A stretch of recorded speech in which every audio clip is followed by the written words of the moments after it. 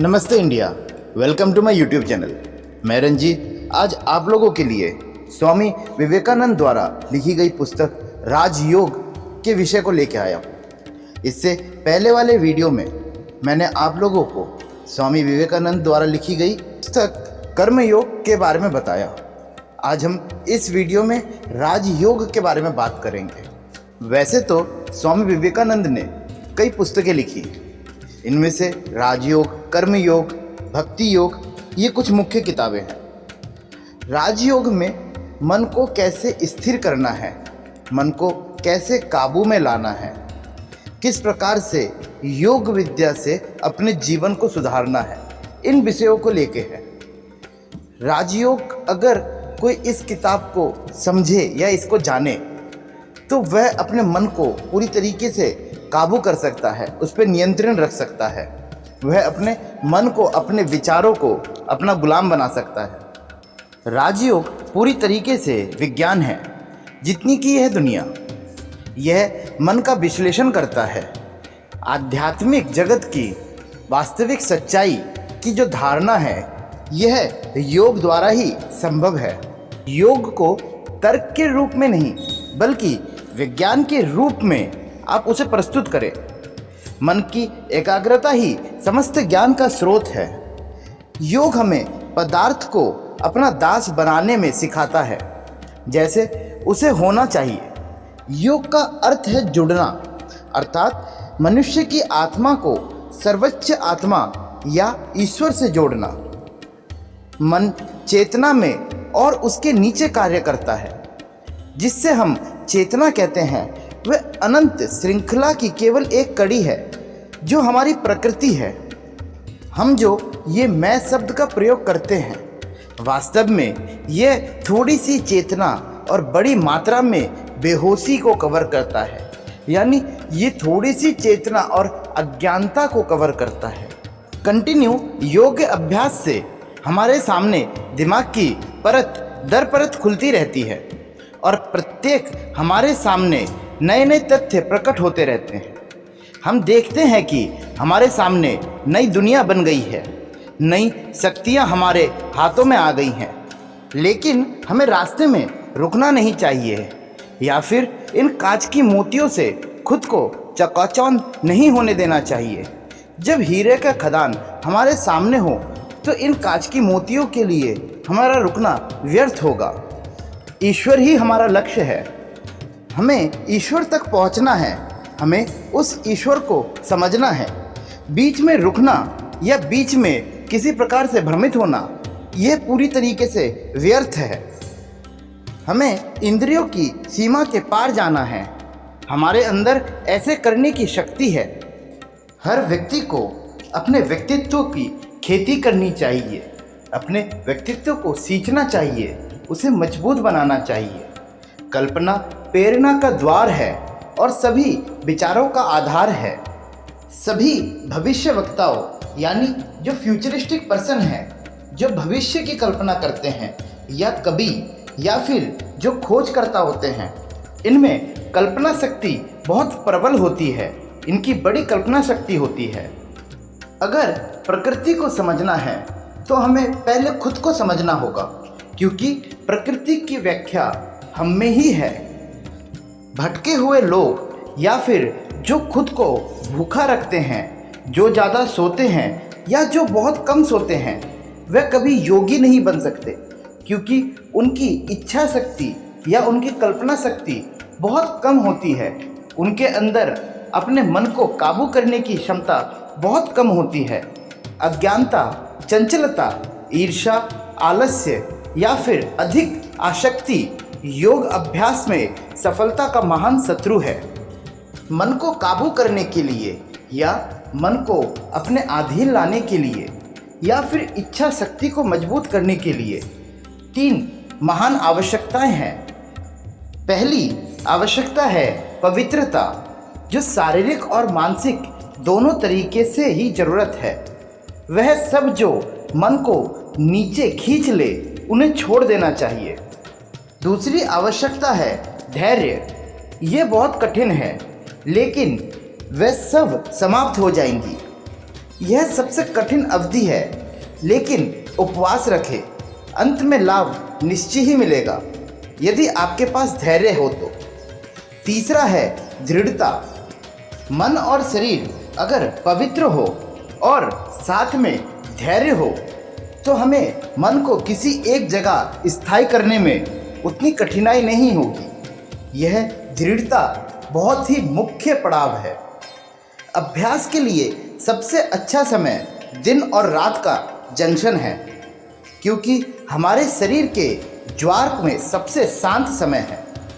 दो अवस्थाओं के बीच शून्य बिंदु है। यदि यह नहीं किया जा सकता तो उठने या फिर बिस्तर पर जाने पर अभ्यास करें। व्यक्तिगत सफाई या मन की सफाई सबसे आवश्यक है। स्नान करने के बाद बैठकर आसन को मजबूती से पकड़ें, अर्थात कल्पना करें कि आप चट्टान की तरह दृढ़ होकर बैठें कि कोई चीज़ आपको हिला नहीं सकती। रीढ़ की हड्डी के स्तंभ को मुक्त रखते हुए सिर और कंधे और कोलू को एक सीधी रेखा में पकड़े हुए रहें।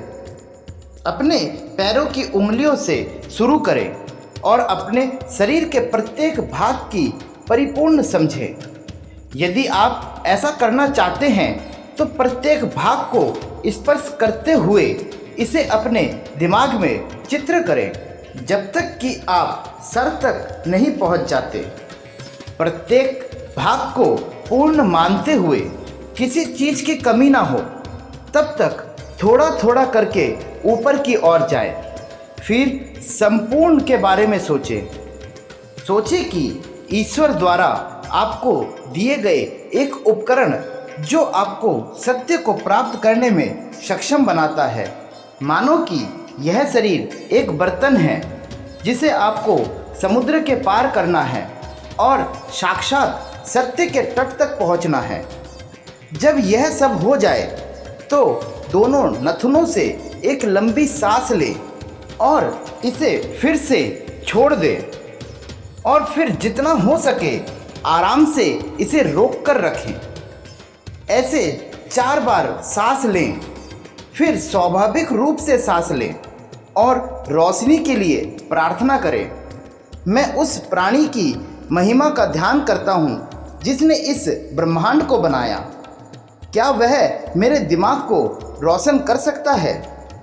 इस पर 10-15 मिनट बैठकर ध्यान करें। अपने अनुभव को किसी और को नहीं बल्कि अपने गुरु को बताएं। जितना हो सके कम बात करें। सदाचार पर विचार रखें। हम जो सोचते हैं वही बन जाते हैं। पवित्र ध्यान सभी मानसिक अशुद्धियों को दूर करने में मदद करता है। जो योगी नहीं है वह सब गुलाम हैं। हमें मुक्त करने के लिए बंधन के बाद बंधन को तोड़कर जाना चाहिए। हमें वास्तविकता से पार जाना चाहिए। यदि ईश्वर सत्य है तो हमें उसे एक तथ्य के रूप में महसूस करना चाहिए, और यदि कोई आत्मा है तो हमें उसे देखने और महसूस करने में सक्षम होना चाहिए। आत्मा कुछ और नहीं, वह जिसके पास शरीर नहीं है। योगी हमारे अंगों को 2 भागों में डिवाइड करते हैं, इंद्रिय और गति या फिर ज्ञान और क्रिया। आंतरिक अंग या मन के 4 पहलू हैं। पहला मानस या फिर बोधमया या चिंतन करने वाला संकल्प, जो आमतौर पर लगभग पूरी तरह से बर्बाद हो जाता है क्योंकि यह अनियंत्रित है। दूसरा बुद्धि, तीसरा अहंकार या आत्मा चेतना का अहंकार जिसे अहम कहते हैं, और चौथा चित्त, वह पदार्थ जिसमें और जिसके माध्यम से सभी संकाय कार्य करते हैं। योग वह विज्ञान है जिसके द्वारा हम चित्त को कई प्रकार के भ्रम को ग्रहण करने या रूपांतरित होने से रोक सकते हैं। जैसे समुद्रों के लहरों पर जब चंद्रमा का प्रतिबिंब यानी छाया गिरती है तो लहरें जब हिलती हैं तो समुद्र में चंद्रमा की जो प्रतिबिंब है वह टूट या बिखर जाता है। पर वही जब लहरें एक प्रकार से शांत रहती हैं तो चंद्रमा का प्रतिबिंब देख सकते हैं। वैसे ही जब मन शांत होता है तो वह भ्रम कभी पैदा नहीं होता या मन कभी विचलित नहीं होता। पर मन विचलित और मन में भ्रम का उत्पन्न तभी होता है जब हमारा मन पर नियंत्रण ना हो। मन शरीर नहीं, हालांकि यह सूक्ष्म रूप में पदार्थ है। यह सदा के लिए शरीर से बंधा नहीं है।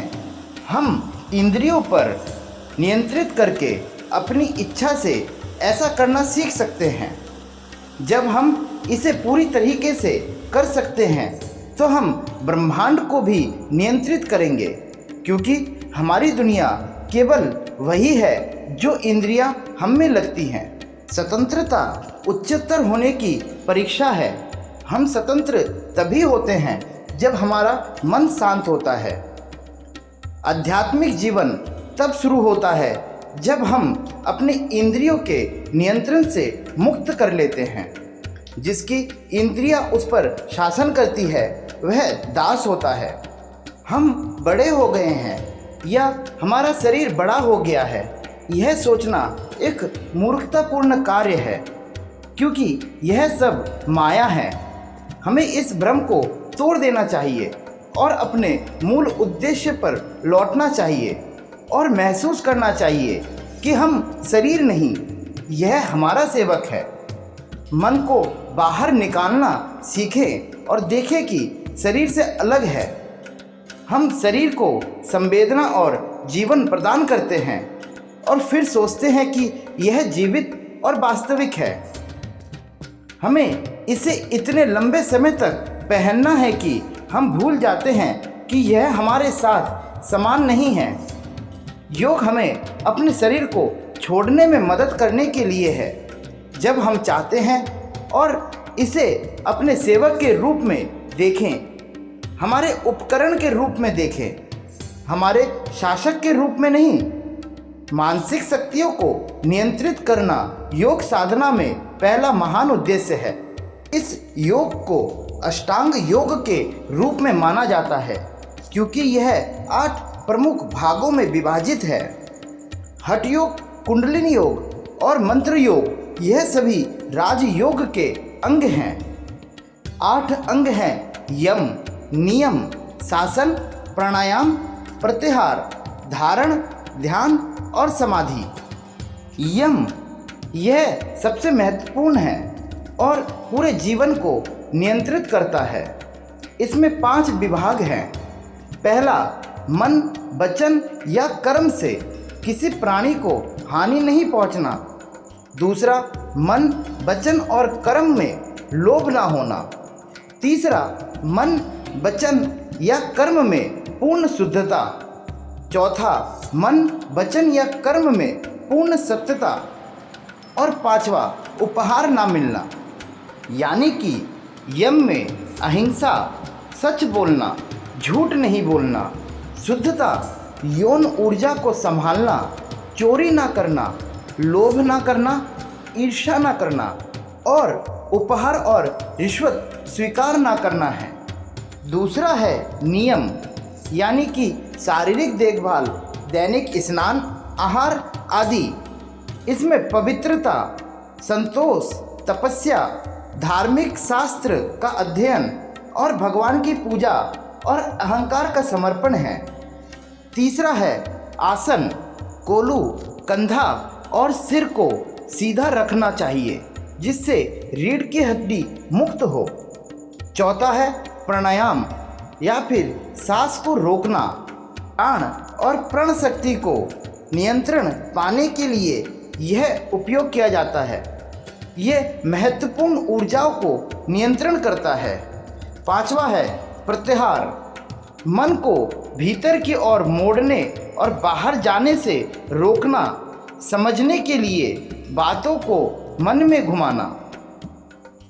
छठा है धारणा, एक विषय पर एकाग्रत होना। सातवां ध्यान और आठवां है समाधि या फिर रोशनी। यह मुख्य है। यह अति चैतन्य अवस्था है। ध्यान दें कि हम यम और नियम योग अभ्यास की नैतिक नींव बनाता है, मन को सीधे करते हैं, आंदोलन और बेचैनी को कम करने में मदद करते हैं। आसन, प्राणायाम और प्रत्याहार बाहरी अभ्यास है, जबकि धारणा और ध्यान और समाधि को उन्नत आंतरिक अभ्यास माना जाता है। एकाग्रता के अभ्यास के लिए आप किसी बाहरी वस्तु का उपयोग कर सकते हैं, जैसे किसी मोमबत्ती के लौ की, या फिर अपने सामने दीवार पे कोई एक छोटा सा बिंदु बना के आप अपनी एकाग्रता को मजबूत करने का अभ्यास कर सकते हैं, जहाँ पे आप अपने ध्यान को केंद्रित कर सकते हैं। आपके मन में जितने कम विचार होंगे उतना ही शांति आपके पास होगी। मन में जितने अधिक विचार होंगे उतनी ही कम शांति होगी। एकाग्रता की 5 अवस्थाएं हैं। पहली है सुस्त अवस्था, जिसमें दुख और अवसाद है। दूसरी है मन की बिखरी हुई स्थिति, जिसमें दुख और बेचैनी है। तीसरी है मन की एकत्रित अवस्था, जिसमें मन अधिक शांत और उत्पादक होता है। चौथी है मन की एक नौकीली अवस्था, जहाँ मन लगभग ध्यान की अवस्था में होता है। और अंत में मन का पूर्ण अवशोषण, जहाँ मन स्वयं को खो देता है। राजयोग का मुख्य उद्देश्य मन का ज्ञान और उच्च उद्देश्य को जानना है। योग मनोविज्ञान मन को पार करने के लिए मन का ज्ञान है। प्राणायाम के 3 भाग हैं। पहला पूरक, जिसमें सांस लेना होता है। दूसरा है कुंभ, जिसमें संयम रखना होता है। और तीसरा है रेचक, जिसमें सांस छोड़ना होता है। तो यह थी राजयोग। अगले वीडियो में मैं आपको कुंडलिनी शक्ति के बारे में बताऊंगा। आपको यह वीडियो कैसी लगी आप कमेंट करके ज़रूर बताएं। वीडियो अच्छी लगी हो तो लाइक एंड शेयर करें और चैनल को सब्सक्राइब करें। धन्यवाद।